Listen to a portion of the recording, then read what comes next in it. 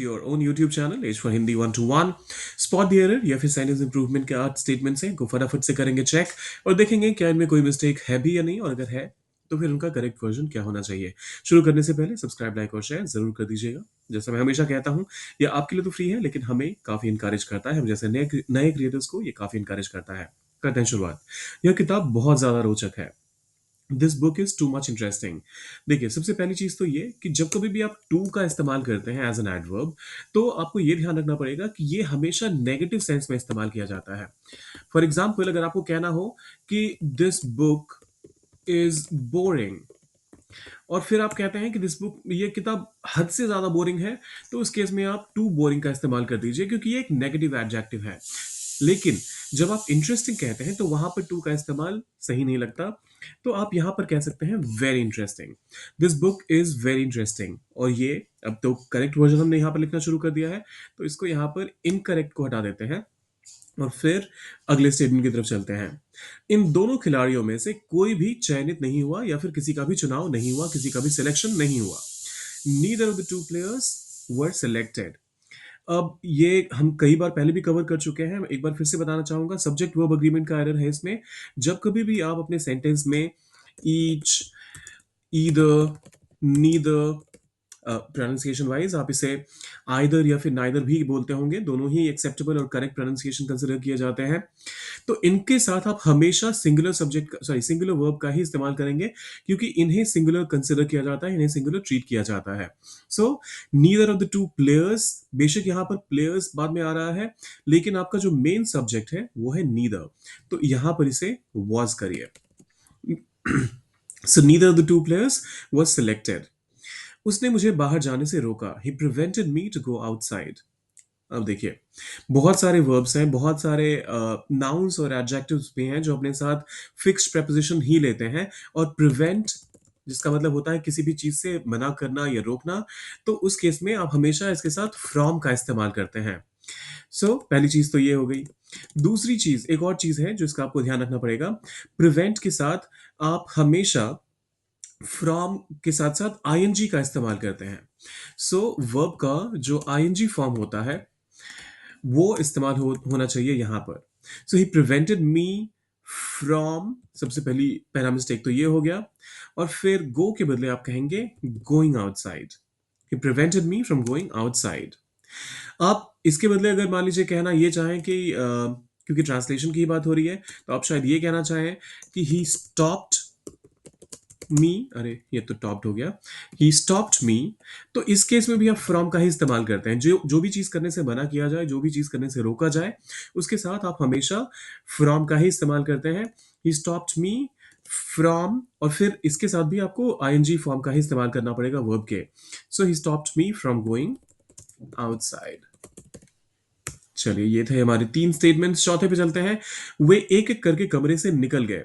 क्या नहीं, या फिर है ना, जब कभी भी आपको इसको ट्रांसलेट करना होता है, they left the room one by one, didn't they.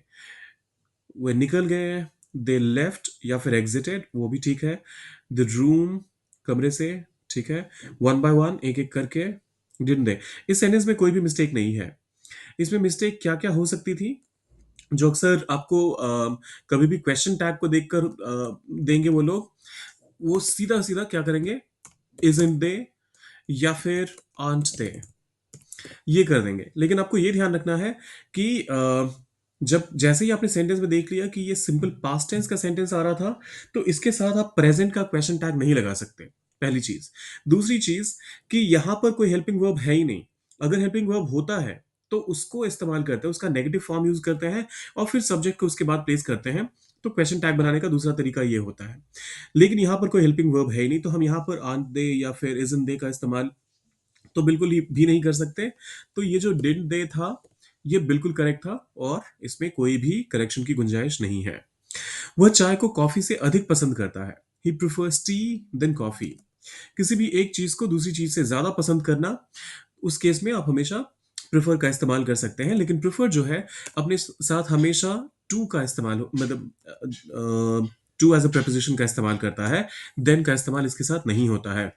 Prefer, और दूसरी चीज ये कि प्रोनाउंसिएशन का प्रेफर नहीं, प्रिफर होता है। Prefer to something. He prefers tea to coffee.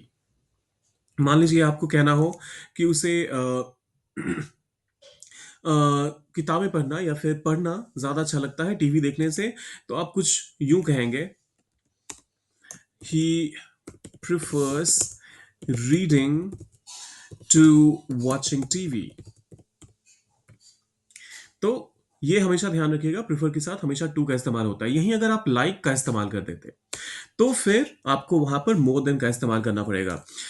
अगर मैं कहता he likes T more than coffee, फिर ये सही था। He likes T more than coffee. फिर आता है उसकी शैली, वो अपनी शैली में बहुत अनोखा है।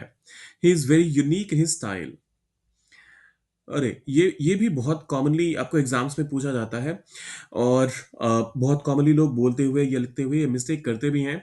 ये ध्यान देने वाली चीज़ यहाँ पर, जो सबसे खास ध्यान देने वाली चीज़ है वो ये कि यूनिक का मतलब ही हो जाता है यूनिक या फिर ब्रिलियंट।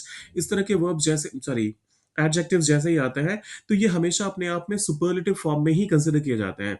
उनके साथ वेरी लगा के आप क्या और अचीव कर लेंगे, तो आप यहाँ से वेरी को हटाइए और आपका सेंटेंस हो गया correct. He is unique in style. अब इसको ट्रांसलेट करने के और भी तरीके हो सकते हैं।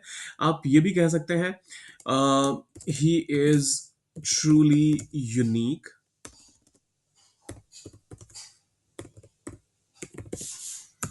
वो वाकई अनोखा है। यहाँ पर हम डिग्री ऑफ एडजेक्टिव को और भी बढ़ा नहीं रहे हैं, बस इस चीज को और भी असर्टन कर रहे हैं कि ये बिल्कुल सही बात है, बिल्कुल सच्चाई कही जा रही है। या फिर अगर अगर आपको ये कहना हो, मतलब सेम चीज को ही कहना हो, तो आप कह सकते हैं he has a unique style. He has a unique style. तो ये तीन अलग अलग तरीके हो सकते हैं सेंस को ट्रांसलेट करने के। उसे तैरना नहीं आता, he doesn't know to swim. Very well. देखिए, जैसे ही आपको किसी भी चीज के बारे में बताना हो कि फलाने इंसान को ये चीज नहीं आती है, तो नो के बाद आप हाउ का इस्तेमाल करते हैं। No plus to plus verb ये कभी नहीं होता। नो के बाद आप हमेशा हाउ टू और फिर वर्ब का इस्तेमाल करते हैं। मान लीजिए आपको कहना हो कि मुझे ड्राइविंग नहीं आती, I don't know driving incorrect है, I don't know how to drive. उसे बात करना नहीं आता, he doesn't know how to talk. तो ये ध्यान रखिएगा। उसने मुझे पूरी कहानी बताई, he told to me the entire story. अब इसका क्या करेक्ट वर्जन होगा, या आप सोचिए।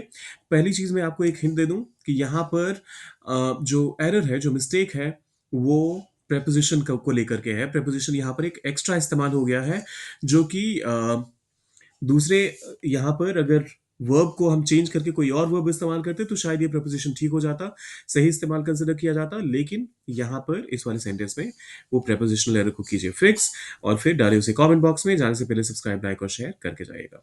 मिलते हैं जल्दी।